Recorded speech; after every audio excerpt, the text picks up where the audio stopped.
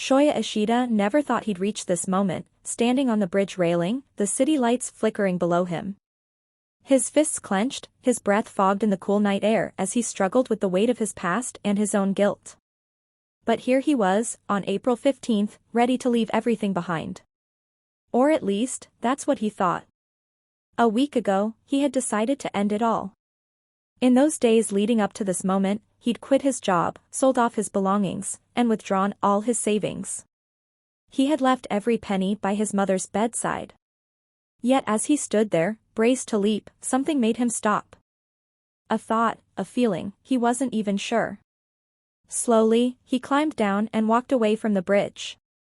But what had brought Shoya to this point? Years ago, Shoya was a mischievous young boy, a troublemaker who lived for pranks and laughter with his friends Ueno and Shimada. Back then, they ruled the classroom, pulling stunts that made the other kids laugh and the teachers sigh. But when a new girl, Shuko Nishimiya, joined their class, the playful atmosphere shifted. Shuko was different, she was deaf, and she held up a notebook to explain that she would communicate through writing. To Shoya and his friends, she became an easy target. Mocking her was easy, and it got a laugh out of their classmates. Shoya found himself bullying her more and more, taunting her for things she couldn't control, things she didn't understand. As Shuko tried her best to fit in, the bullying only intensified. Shoya and the others pulled her hearing aids out, tossed them away, and mocked her attempts at making friends. For a while, this felt normal to Shoya, a routine. But the consequences came soon enough. Shuko's mother reported the missing hearing aids to the school, and Shoya's life changed in an instant. The teachers came down hard on him, his classmates turned on him, and his mother was devastated when she heard the full extent of what he'd done. One day, she dragged him to Shuko's house, where she offered all her savings to cover the cost of the hearing aids he'd ruined. Shoya's stomach twisted as he saw the damage his actions had caused, not only to Shuko but to his own mother, who had ripped off her own earrings to make up the amount. From that day, he was no longer a mischievous boy with friends who laughed at his jokes. He became the target, and just like that, Shoya's world shrank. No one looked at him the same way. No one even seemed to look at him at all. In his mind, he became invisible, and soon he could no longer bear to meet anyone's eyes. Everyone was just a blur, a series of big X marks over their faces. He grew up alone, shut out by everyone he had once called his friends, drowning in guilt and regret. And eventually, he began to believe he didn't deserve to live at all. But now, Shoya found himself on a new path. He'd made a choice, however unplanned, to face the world rather than end his life. In a moment of courage, he decided to return to the one person he had wronged the most, Shuko. He wanted to give her back the notebook she used to carry and, perhaps, to apologize. As he made his way to the sign language club where she was likely to be, his heart raced. Shuko seemed nervous too at first, but when she saw that he had learned some sign language, a tentative connection began to form. For the first time, Shoya used sign language to ask her a question he had laughed at years ago: would she be his friend?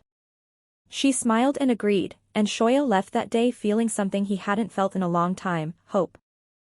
Back home, his mother confronted him about his plan to end his life, furiously demanding how he could even think of leaving her. Shoya could only apologize, promising he would try to live. His problems at school were far from over, though, as he continued to walk through life with his head down, afraid to make eye contact. But a chance encounter with a bullied kid named Tomohiro Nagatsuka started to lift his spirits.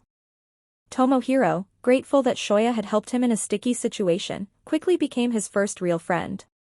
Together, they began to tackle life's daily struggles. Tomohiro often dragging Shoya out to the movies and insisting on calling him his best friend. With Tomohiro's encouragement, Shoya found the strength to visit Shuko again. This time, the meeting was more relaxed, and he felt the X's over the people around him start to fade. Shoya even tried to reunite Shuko with her old friend Sahara, who had once learned sign language to communicate with her. Sahara immediately apologized for abandoning Shuko back in elementary school, and they rekindled their friendship. Days began to blur into something close to happiness. Shoya, Shuko, Tomohiro, and Sahara formed a small circle of friendship that brought him a sense of belonging he hadn't felt in years. The future didn't seem as bleak as it once had. But shadows of the past loomed as Shoya encountered Weno again. She hadn't changed much, and she still harbored resentment toward Shuko, believing that she had ruined their group dynamic. When she tried to drag Shoya back into bullying Shuko, he refused, making it clear that he wanted to be a better person. Then came the day of the fireworks festival. Shoya, Shuko, and her sister Yuzuru planned to watch the display together, but Shuko excused herself early, claiming she needed to study. Yuzuru casually suggested that Shoya retrieve the camera from their house, so he went, assuming nothing unusual. When he arrived, he froze at the sight of Shuko standing on the railing of her balcony, looking down with despair in her eyes. His heart hammered as he realized what she was about to do. He lunged forward, grabbing her arm just as she lost her balance. In that moment, he begged for the strength to pull her back. He promised himself he would do things right, that he would finally be the person he should have been all along. With a final, desperate pull, he saved her, but lost his balance, falling in her place. Shoya woke up in a hospital room days later, sore but alive. Weno had been there, caring for him while Shuko had been shut out. Though Weno's old anger lingered, Shuko hadn't given up. Each day, she'd waited outside, hoping for a chance to apologize. One night, she dreamt of Shoya, feeling that he was saying goodbye. She rushed to their usual meeting spot, praying that she'd see him again. Shoya, having just woken up, did the same. When he saw her, he apologized sincerely for the hurt he'd caused her. Shuko, in turn, apologized for her struggles, saying she'd felt guilty for not adapting, not making things easier for those around her.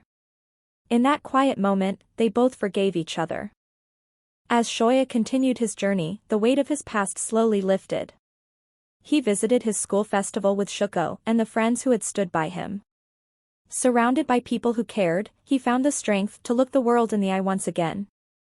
The X's that had marked everyone's faces faded completely. In the end, Shoya's story wasn't one of perfection or a magical erasure of mistakes. It was a story of choosing to face his past and finding the courage to believe he could change. He understood now that no matter how dark things seemed, there was always a chance to start anew. If you enjoyed the video, don't forget to subscribe to the channel and hit the bell icon for more recaps like this.